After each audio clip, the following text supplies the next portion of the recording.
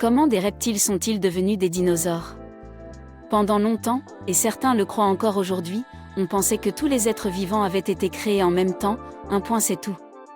Aujourd'hui, on sait que des reptiles ont évolué pour devenir des dinosaures, et que certains dinosaures sont à leur tour devenus des oiseaux. Mais comment cela est-ce possible? Cette transformation s'est-elle opérée au cours de leur vie, une sorte de mue en quelque sorte? L'explication, on la doit à Charles Darwin. Un jeune naturaliste qui s'engagea sur le Beagle, un bateau qui fit le tour du monde pendant 5 ans. Le 15 septembre 1835, alors qu'il accostait dans les îles Galapagos, en plein océan Pacifique, il remarqua que certains oiseaux appartenant à la même espèce avaient des becs différents.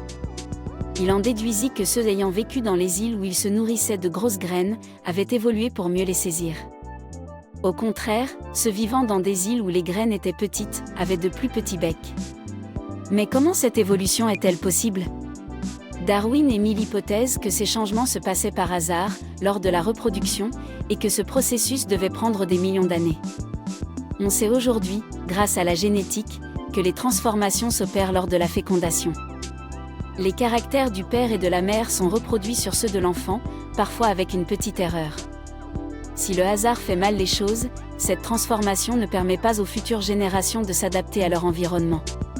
Elles sont amenées à disparaître.